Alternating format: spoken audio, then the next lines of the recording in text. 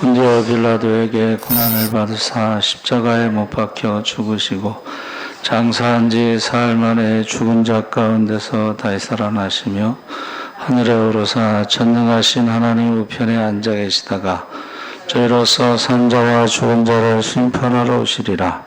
성령을 믿사오며 거룩한 공예와 성도가 서로 교통하는 것과 죄를 사하여 주시는 것과 몸이 다시 사는 것과 영원히 사는 것을 믿사옵나이다.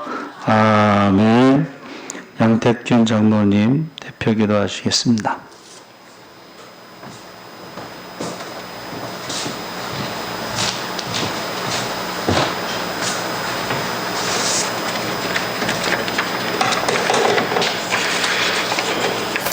찬양받기에 합당하신 하나님 아버지,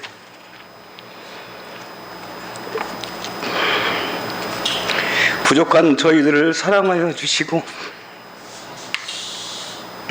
흠 있는 저희들을 자녀 삼으시어 하나님을 아버지라 부르게 하시니 감사합니다. 이 시간 저희들이 고개 숙여 주님을 예배하며 경배 드리오니 홀로 영광 받아 주시옵소서. 우리가 부를 때 응답하시는 하나님 아버지, 한 주간 동안 주님 앞에 성도답지 못하고 신실하지 못했던 삶을 내어놓습니다. 하나님을 기대하기보다는 세상을 기대하고 하나님을 신뢰하기보다는 세상의 방법을 찾아 헤매었습니다. 이 시간 저희들의 마음을 모아 다시 주님을 바라보기 원하오니 주님의 긍휼로 저희들을 용서하여 주시고 우리의 심령을 새롭게 하사 주님만을 찾고 간구하는 시간 되게 하여 주시옵소서. 하나님 아버지, 온 세계와 우리나라가 코로나로 인하여 너무나 힘겨운 시간들을 보내고 있습니다. 경제적 궁핍으로 인하여 가정이 무너지고 실업자들이 폭발적으로 늘어나고 있습니다. 비대면의 일상화로 인하여 만남과 모임이 절제되고 화합과 연합이 사그러지고 있습니다. 사람들은 고립되고 일상은 분절되어 무엇 하나 온전한 것이 없습니다. 하나님은 보이지 않고 하나님의 음성은 들리지 않습니다. 저희들의 믿음은 보이지 않기에 보지 못하고 느끼지 못하기에 확신하지 못하는 나약한 존재들입니다. 사랑의 주님, 이 시간 저희들에게 다시 오시옵소서. 다친 마음을 열어 주시옵고 감긴 눈을 뜨게 하여 주시옵소서. 사랑의 하나님 아버지, 교회는 보이는 하나님의 나라요 보이지 않는 그리스도의 몸이라 하셨습니다. 사랑으로 하나님의 나라를 증명하는 교회 되게 하시고 긍휼로 그리스도를 닮아가는 성도들이 되게 하여 주시옵소서. 썩어가는 세상의 진리의 말씀으로 살아나게 하시고 타락하고 어두운 세상 속에서 생명의 빛으로 비추는 교회 되게 하여 주시옵소서. 주님께서 뜻이 있어 세우신 예수 사랑교회를 불광동의 방주가 되게 하시고 아직도 구원받지 못한 불쌍한 영혼들을 하루속히 구원할 수 있도록 인도하여 주시옵소서. 정한순 담임 목사님을 기억하시어 주님께서 진리 속에서 강건하게 하여 주시고 작은 교회의 희망이 되고 개척교회의 모델이 될 수 있도록 인도하여 주시옵소서. 하루속히 정상적인 생활이 이루어지기를 소원하며 살아계셔서 역사하시는 예수 그리스도의 이름으로 기도합니다. 아멘.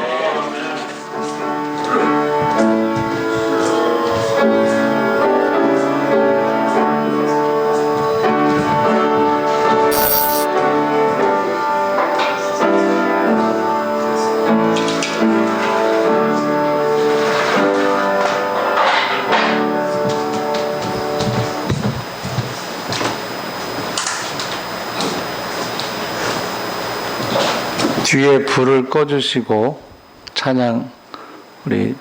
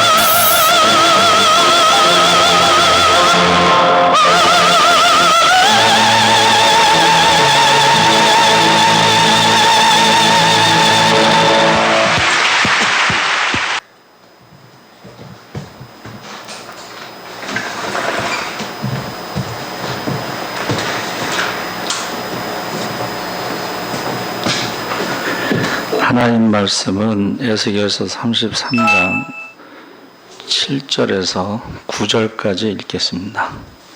1201쪽에 있습니다.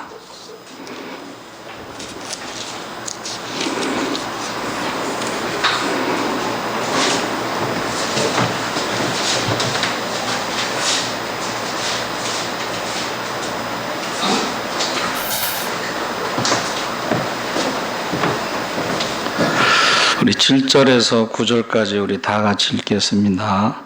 인자야, 내가 너를 이스라엘의 족속의 파수꾼으로 삼음이 이와 같으니라. 그런즉 너는 내 입의 말을 듣고 나를 대신하여 그들에게 경고할지어다.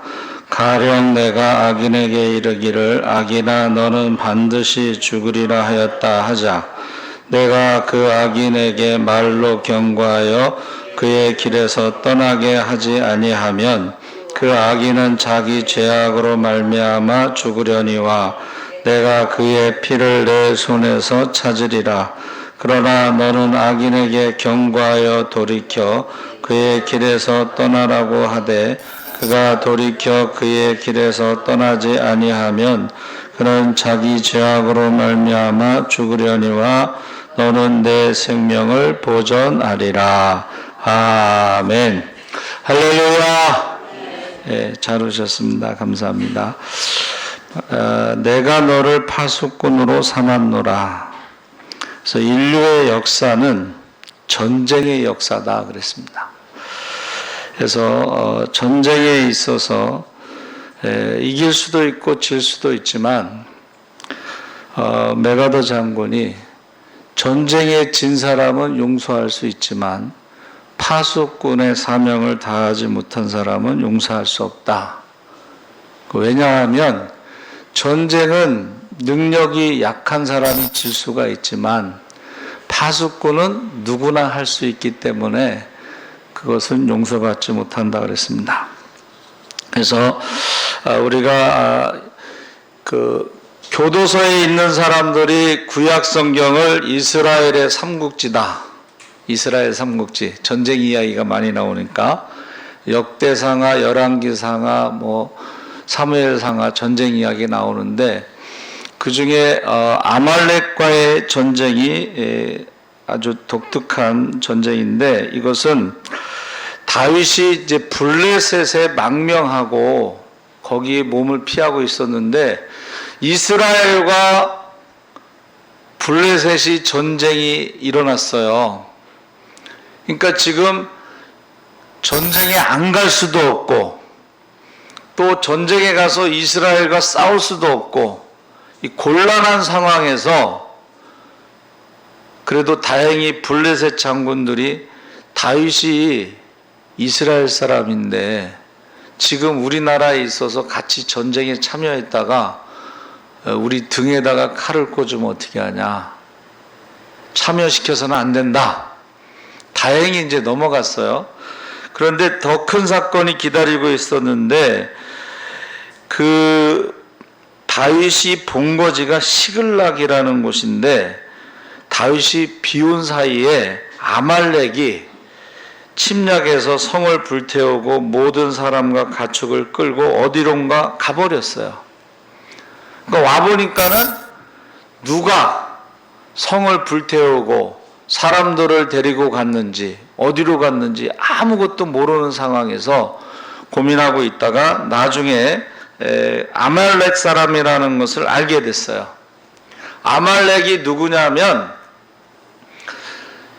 이스라엘 땅의 남쪽에 싸움을 잘하는 민족. 그러니까 이스라엘 사방이 적이잖아요. 그래서 서쪽에는 블레셋, 지중해 연안의 블레셋. 지금이 팔레스타인 가자지고 블레셋. 그 다음에 남쪽에는 에돔과 아말렉이 있었어요. 근데 하나님이 에돔하고 싸우지 마라. 근데 아말렉은 달라요. 전쟁을 잘하는 민족인데 르비딤에서 물이 나오니까 바로 아말렉이 쳐들어왔어요. 그래가지고 모세가 손을 들면 이기고 손을 내리면 지는 그런 이상한 전쟁을 이제 경험하죠. 여호수아가 그곳에서 이긴 후에 여호와 니시라고 하나님이 이 전쟁에 대해서 여호와 니시라고 기록하라. 이 전쟁을 기록으로 남겨라. 그 민족이 아말렉이었어요. 그런데 동쪽에는 모압과 암몬이 있었고 북쪽에는 아람이 있었어요. 그러니까 사실은 사방이 적이었는데 다윗 시대에 다 정복을 해버려요. 근데 이제 지금은 다윗이 도망가 있는 상태인데 시글락에 있는 사람들을 다시 찾으러 이제 추격을 했는데 거기 갔더니 아말렉 사람들이요, 뭐 하고 있었어요? 그 성과를 기뻐하면서 먹고 마시고 춤추며 즐거워하고 막 잔치가 벌어졌어요. 경계병이 없었어요. 파수꾼을 세우지 않았어요. 그래가지고 다윗이 새벽까지 기다렸다가 그들을 전부 대패시킨 후에 그 모든 사람들과 물건들을 다 찾아왔어요. 자, 전쟁에서 숫자로 결정되는 게 아니라 경계를 잘 하느냐, 파수꾼을 세우느냐, 여기에 달려 있는 거예요. 그래서 메가다 장군이 왜 경계에 실패하면 용서할 수 없다. 지금으로 말하면 이제 사형시키는 거예요. 그것은 누구나 할 수 있는데 나팔을 불지 않았기 때문에 그런 거죠. 그래서 우리나라에서도 6.25 때요, 충주시 동량면에 인민군들이 거기 동량초등학교에 머무르게 됐는데 일개 연대는 2,000명 정도 되는데 이제 다 도망간 줄 알고 그 초등학교에서 경계병을 안 세우고 파수꾼을 안 세우고 있었어요. 그런데 그 앞에 국군 일개 대대가 있었어요. 대대는 500명입니다. 근데 경계병이 없는 상황에서 일개 대대 500명이 2,000명 되는 연대를 전멸시켰어요. 이게 6.25의 최초로 국군이 대승한 사건입니다. 결국 이 본문에 나오는 아말렉과의 전쟁에서도 파수꾼의 문제고, 6.25 때 이 동량면 초등학교의 인민군이 연대가 죽은 것도 이게 파수꾼의 문제예요. 그래서 7절 말씀에 인자야 내가 너를 이스라엘 족속의 파수꾼으로 삼음이 이와 같으니라 하고 이제 파수꾼의 사명을 맡겼는데, 파수꾼의 사명이 뭐냐? 파수꾼의 사명을 다하지 못했을 때 그 핏값을 찾겠다는 거예요. 하나님이 우리에게. 그래서 제가 늘 강조하는 게 뭐예요? 하나님이 불광동에 우리를 살게 하신 것은 불광동의 영혼을 맡긴 거다. 그 얘기를 하죠. 핏값을 찾으신다는 거예요. 그래서 우리가 때를 얻든지 못 얻든지 듣든지 안 듣든지 믿든지 안 믿든지 나팔을 부는 게 파수꾼이 해야 할 일이에요. 그래서 믿고 세례를 받으면 구원받는 것이고 믿지 않는 자는 이제 심판을 받는다. 그게 마가복음 16장 16절 말씀입니다. 그러면 어떻게 역할을 잘할 수 있을까? 파수꾼. 그래서 33장 1절에서 6절까지 나팔 소리라는 말이 4번 나옵니다. 그래서 이 나팔을 부는 거는 누구나 불 수가 있고 할 수 있는 일이에요. 그렇죠? 그래서 그런즉 너는 내 입의 말을 듣고 나를 대신하여 그들에게 경고할지어다. 나팔을 불라는 거예요. 우리는 어떤 나팔을 불어야 되는가? 여러분, 저와 여러분은 어떤 나팔을 불어야 돼요? 예수님이 다시 오시는 재림의 징조에 대해서 나팔을 불어야 돼요. 자, 때를 얻든지 못 얻든지 했을 때에 우리가 가까운 곳에 전도 대상자가 있고 그 전도 대상자에게 성경에 보니까 바울이 전도의 문을 열어주셔서 그 문이라는 말이 말씀이에요. 전도할 말. 그 전도를 어떻게 해요? 그 말을 제가 가르쳐 드린 지금 어떻게 하냐면은 전도 대상자에게 밥을 한번 딱 사주세요. 그러면서 세상에 공짜가 없는데 내가 밥 사주는 이유는 코로나19가 왜 왔는지 아느냐? 예. 교회에서 뭐 생긴 거, 그게 아니고 우한 폐렴이 계속 들어오고 있어. 교회발이라는 말이 지금 뉴스에서 없어진 거 알아 몰라? 왜 없어졌어요? 세계 57개국에 566, 266 그 단체들이 왜 우한 폐렴을 교회에서 퍼뜨린다고 계속 교회를 핍박하고 뉴스에 한 달 동안 4만 번 이상 교회하고 그 정광훈 목사 사랑제일교회 4만 번 이상 뉴스에 내보내는 거는 이게 상식적으로 맞지 않는 일이다. 그 말이 오고 나서 교회 발이라는 말이 없어졌어요, 뉴스에. 그러니까 그런 거를 여러분들이 이제 얘기를 밥 사주면서 공짜는 없으니까 코로나19가 왜 왔냐? 우한 폐렴이 계속 들어오고 있다는 거고 세계에서 유일하게 우리나라만 그 중국 사람들 받아들이고 있어요. 베트남은 처음에 차단해서 거기서는 확진자가 안 나왔거든요. 그러니까 이런 말들을 하면서 이게 뭐냐면 예수님이 재림하시기 전에 징조야.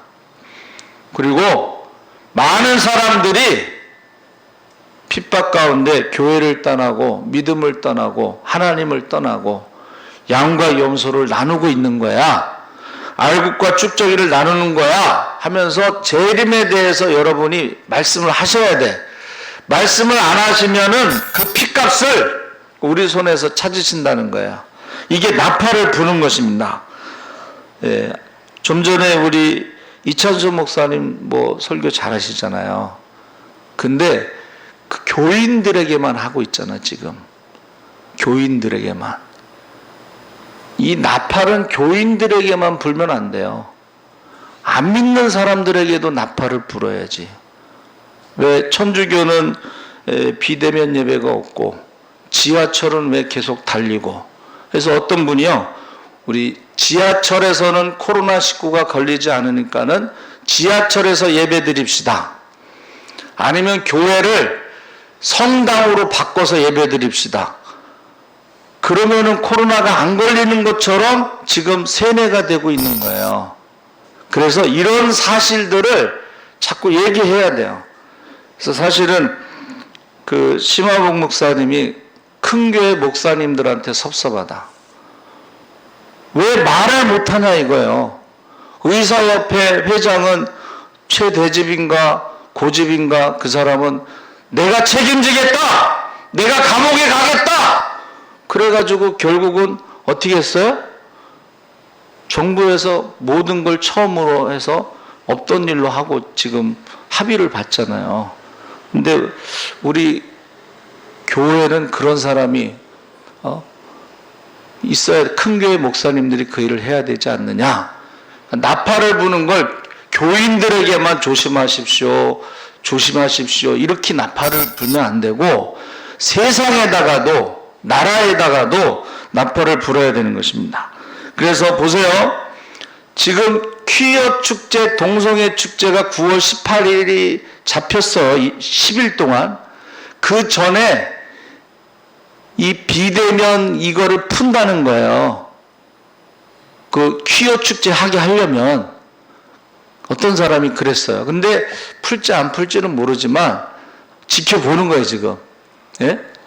자, 그래서 우리가 이 퀴어 축제를 단순히 동성애라고 생각하면 안 되고, 공산주의가 유일하게 성공하지 못한 데가 유럽이라는 거예요. 아시아나 아프리카에서 공산주의가 성공했어요. 그런데 유럽에서 왜 성공하지 못했느냐? 분석을 해보니까 거기는 종교개혁에 신앙의 뿌리가 있어서 공산주의가 실패했다. 그래서 공산주의자들이 그러면 어떻게 해야 되느냐? 동성애를 통해서 가정을 파괴하면, 가정이 파괴되면 교회가 파괴된다.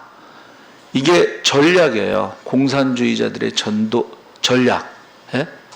그러니까 지금 동성애를 단순히 동성애 퀴어 축제 뭐 이렇게 생각하는 게 아니고 가정을 파괴하고 교회를 파괴하려는 그들의 전략이다.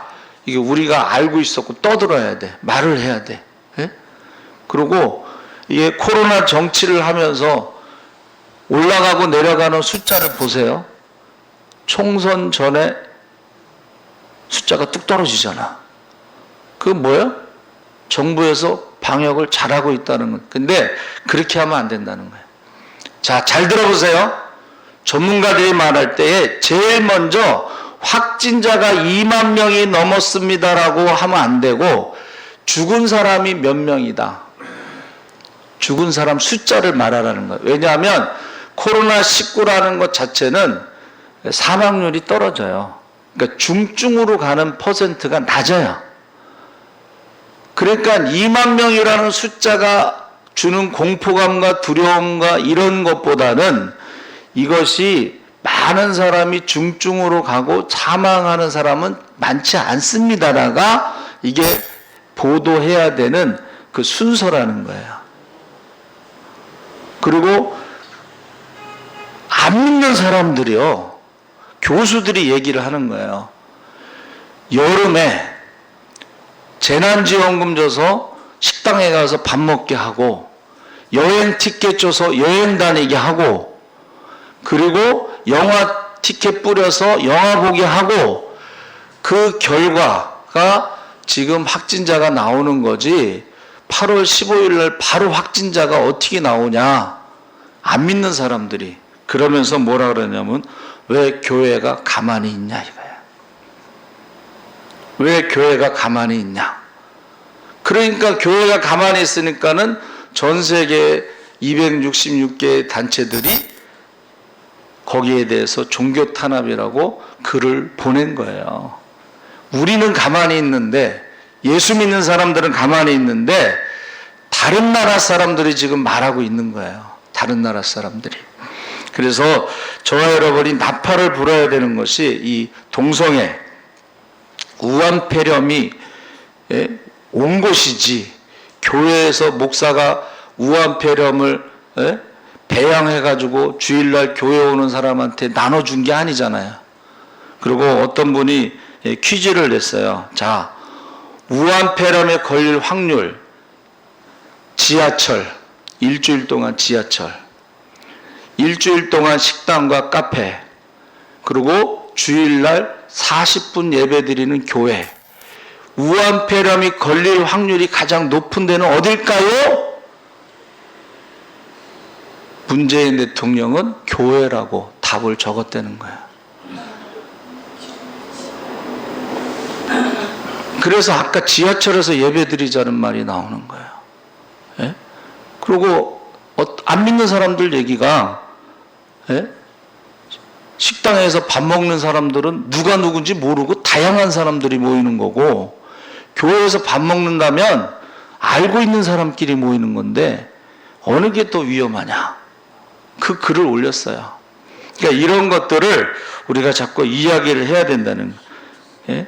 뭐 어느 교회는 교회가 미안합니다. 뭐가 미안한지 모르겠지만 정확하게 얘기를. 그러니까 큰 교회 목사님들이 코로나 조심해야 됩니다. 설교를 하고, 아까 들어보니까 뭐 그 기간에 우리가 뭐 감사일기도 써보고 뭐 그런데 교회에 대해서만 말할 게 아니라 정부에 대해서도 말하고 세상 사람들에 대해서도 말하고 나팔을 불어야 된다는 거야. 그래서 이 나팔을 불게 되면 어떻게 돼요?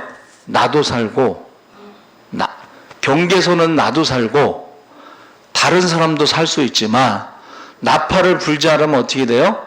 나도 죽어야 돼. 경계를 잘못했으니까 다른 사람도 죽어. 그러니까 나팔을 부는 것과 안 부는 것의 결과가 너무 다르다는 것을 우리가 알 수가 있다는 것입니다. 그래서 베드로가 뭐라 그랬어요? 오순절의 첫 번째 설교가 이방인의 손을 통하여 십자가에 죽인 예수를 하나님이 메시아로 삼았다. 너희가 메시아를 죽였다 그랬어요. 그 말을 했을 때 맞아 죽을 수도 있죠. 맞아 죽을 수도 있는데 성령 충만한 가운데 너희가 메시아를 죽였다 그랬어요. 그랬더니 그 중에 3,000명이 회개하고 세례를 받은 거예요. 베드로가 가만히 있었으면 그 사람들이 회개하고 세례 받았겠어요? 그렇지 않죠? 그러니까 저와 여러분들이요, 듣든지 안 듣든지 믿든지 안 믿든지 우리가 때를 얻든지 못 얻든지 지금 재림의 징조에 대해서 우리가 말을 해야 돼요. 그 중에 하나가 코로나19인데 이게 끝날 거라고 사람들에게 희망을 주고 있지만 절대 그렇지 않습니다. 코로나19는 이게 변질된 거예요. 지금 변질된 코로나19가 50종류예요. 지금 백신 얘기하지만은 정치적으로 백신이 개발됐다 그러지만 그 백신이 치료가 된다는 증거가 없어요. 왜냐? 아까 말씀드린 것처럼 자, 확진자들과 확진 안 된 사람들에게 백신을 맞춰서 조사할 수도 있고 아니면 중증, 안 중증인 사람 맞출 수 있는데 이게 코로나19 자체는 중증으로 가는 확률이 적기 때문에 그 백신 때문에 고침받았다고 하는 증거가 될 수 없다는 거예요. 근데 이게 정치적으로 이제 그것을 지금 활용하고 있다. 그래서 저와 여러분이 잘 모르니까 그런데 앞으로 전문가들의 말을 잘 귀담아 들어야 돼요. 뉴스에서 말하는 거 말고 정치적인 그런 게 아니고 전문가들이 보는 거. 그런 전문가들이 볼 때는 이게 변형이 됐기 때문에 말라리아와 같다. 말라리아가 70년이 됐는데 백신이 없습니다. 근데 우리나라 말라리아는 약하기 때문에 물려도 안 죽어. 그러나 아프리카 말라리아는 물리면 죽습니다. 그래서 저와 여러분이 어떠한 상황이든지 파수꾼처럼 말을 해야 돼요. 역사적으로 해적의 나라 바이킹 영국을 구할 수 있었던 것은 억지로 붙들려온 여자 기독교인들이 파수꾼의 역할을 잘하였기 때문에 영국이 명예혁명으로 기독교 국가로 바뀌었다는 거예요. 자, 여자들이 포로로 잡혀왔어요. 근데 그들이 기독교, 예수 믿는 사람들이야. 그들이 포로로 잡혀왔지만 복음을 전한 거예요. 아랍 나라의 나아만 장군 문둥병에 걸렸어요. 근데 포로로 잡혀온 여종이 뭐라고 그랬어요? 우리 주인이 이스라엘의 선지자에게 가면 고칠 텐데 이게 나팔을 분 거야. 만약에 못 고치면 어떻게 되겠어요? 죽죠. 그런데 엘리사에 가면 고칠 수 있다는 확신을 가지고 그 이야기를 한 거야. 그 나아만 장군이 갔잖아요. 근데 막 자기를 막 환영하고 어서 오시라고 그러고 막 자기에게 안수하고 막 신들의 이름을 부르고 뭐 막 난리가 날 줄 알았더니 콧등도 안 보이고 요단강 똥물에 가서 7번 씻어라. 열받았잖아. 그런데 보세요. 그 종들이 뭐라 그랬어요? 아버지요. 종들이 나아만 장군을 아버지라고 불렀어. 그러면서 함부로 말한다는 것은 황제에게 바른 말을 하기 위해서는 관을 준비해 갖고 가라는 말이 있어요. 지금 나아만 장군이 문둥병에 걸려서 신경이 얼마나 예민하겠어. 또 엘리사가 그 말을 했을 때 얼마나 열받았었겠어. 이게 만약에 누가 한마디 잘못하면 그거는 그냥 화풀이감으로 그냥 죽는 건데 그들이 아버지여 했다는 것은 평소에 나아만 장군과의 관계가 그 밑에 있는 부하들, 종들을 자식처럼 사랑하고 돌봤다는 거잖아요. 그러니까 아버지요, 이보다 더 큰 일도 할 수 있습니다. 그리고 요단강에 7번 들어갔다 나와서 문둥병이 고침 못 받으면 그때 와서 엘리사를 죽여도 늦지 않습니다. 근데 만에 하나라도 들어가서 문둥병을 고친다면 얼마나 좋은 일입니까? 설득이 됐어요. 나팔을 분다는 것은 우리가 설득을 하는 거예요. 성경에 이러한 징조가, 마지막 때 징조가 있다 하고 설득을 하는 거예요. 근데 성경을 알아야지, 성경을 알아야지 설득을 하겠죠. 그래서 전도 대상자들에게 저와 여러분이 니느웨 성에 요나가 갔을 때에 처음에 도망갔다가 물고기 뱃속에 3일 있다가 나갔어요.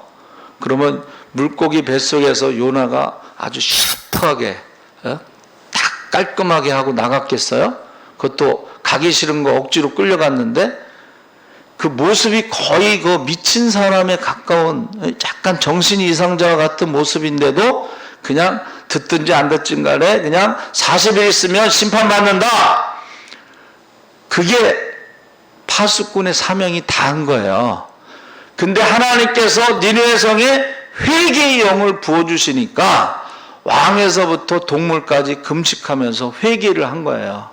그러니까 저와 여러분은 듣든지 안 듣든지 믿든지 안 믿든지 재림의 징조에 대해서 꼭 선포하시기 바랍니다. 근데 그냥 하면 안 되고 밥 사주면서, 먹은 놈은 온다는 유명한 말이 있듯이 밥 사주면서. 그래서 파수꾼이라는 이 차파라는 것은요, 입으로 소망의 씨를 뿌린다. 소망, 재림에 대해서 말한다. 그래서 사람을 낚는 것이다. 그런 뜻이 있어요, 파수꾼이. 그러니까는 사람들이 지금 두려운 가운데 있는데 이게 코로나19가 왜 왔지? 언제 끝날지 뭐 이런 거 물을 때 우리가 이게 재림의 징조고 재난의 시작이고 끝나지 않아. 앞으로 더 큰 재앙이 있으면 사람들이 기절해. 그러면서 재림의 징조에 대해서 막 침을 튀기면서 막 말을 해야 돼. 그냥 자기도 잘 안 믿어지지만 그런 말이 있어. 이렇게 하면 안 되고, 나는 그래서 성경에 보니까 재림에 대해서 준비하지 않은 사람은 저주를 받는다고 그러고 재림에 대해서 준비한 사람은 축복을 받는다고 돼 있어. 아까 전도의 문에 대해서 제가 지금 무슨 말을 할 거를 가르쳐 드리는 거예요. 전도 대상자한테 가서. 그래서 대표적으로 재림의 징조가 난리와 난리의 소문이 끊이지 않고 전쟁과 전쟁의 소문이 끊이지 않는데, 잘 들어봐. 24시간 365일 뉴스가 시작된 지 얼마 안 됐습니다. 그런데 여러분 한번 새벽에 혹시 일찍 일어났을 때 한번 틀어보세요. 난리와 난리, 무슨 사고가 있고 사건이 있고 사람이 죽고 난리와 난리의 소문이 끊이지 않고, 전쟁과 전쟁의 소문도 끊이지 않고, 그리고 처처의 기근과 지진과 전염병으로 많은 사람들이 죽고, 이게 3단계로 가면 어떻게 돼요? 아무것도 못하고 집에만 있어요. 그러면 사람들이 이제 일어나는 거예요. 왜? 굶어 죽으나 코로나로 죽으나 똑같다. 근데 굶어 죽는 확률이 더 큽니다. 코로나로 아까 말했죠. 중증으로 가는 건 몇 프로 안 되기 때문에 사망자의 수가 많지 않은 거예요. 자, 그 다음에 사람들이요, 하나님 두기를 싫어해. 자기 중심이야. 욕심이야. 그리고 하나님을 두려워하지 않고 사랑이 식어요. 불법이 성하고 무정하고 감사하지 않고 부모를 거역하고 사람들이 바쁘게 살아가. 정신없이 생각 없이 그냥 바쁘게 살아가. 그리고 분노 조절 장애 가운데, 인격 장애 가운데 살아가. 그리고 세상의 지식이 3일마다 인공지능으로 2배로 늘어나요.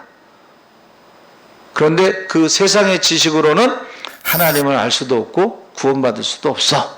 그러면서 전도 대상자에게 분명히 밥을 사주면서 재림의 징조에 대해서 말을 하는 것이 이 시대에 우리가 파수꾼의 나팔을 부는 거라고 저는 생각을 하고 있습니다. 그래서 전도 대상자가 없는 분들은 그 핏값을 찾으신다는 말을 기억하고 다시 전도 대상자를 찾아서 꼭 밥을 사주면서 재림의 징조에 대해서, 과학자들이요, 지구온난화로 다음 세대는 없습니다. 전쟁으로 멸망하는 게 아니고 얼어붙은 동토의 땅에 녹으면서 고대 바이러스가 부활하면 인간이 면역력이 없어서 떼죽음을 당합니다. 술록이 떼죽음을 당했으면 사람도 역시 고대 바이러스에 의해서 떼죽음을 당할 수 있습니다. 이렇게 진단을 내리고 있어요. 그러니까 다음 세대는 없다고 진단을 내린 거예요. 그러니까 저와 여러분이 마지막이라고 생각하고 이게 복음을 전하는 마지막이다 생각하고 전도 대상자에게 밥을 사주면서 재림의 징조에 대해서 꼭 전하시기를 주의 이름으로 축원합니다. 아멘. 살아계신 하나님 아버지 감사합니다. 파수꾼의 사명을 다해서 믿으면 구원을 받는 것이고 믿지 않으면 구원을 받지 못하는 것입니다. 우리가 재림의 나팔을 재림의 징조를 불게 하여 주시옵소서. 감사하며 예수님의 이름으로 기도하옵나이다. 아멘. 비대면 예배가 9월 13일까지 연장되었습니다. 근데 아까 말한 것처럼 어떤 사람이 퀴어 축제 9월 18일 전에 풀 것이다. 그런 전망이 있습니다. 근데 거기에 대해서 우한폐렴 계속 말씀하셔야 되고, 그 다음에 천주교나 불교의 대면 예배에 대해서도 계속 말씀하셔야 하고, 재림의 징조에 대해서 계속 말씀하시고, 계속 만나는 사람마다 말씀을 하셔야 됩니다. 살아계신 하나님 아버지 감사합니다. 우리가 지금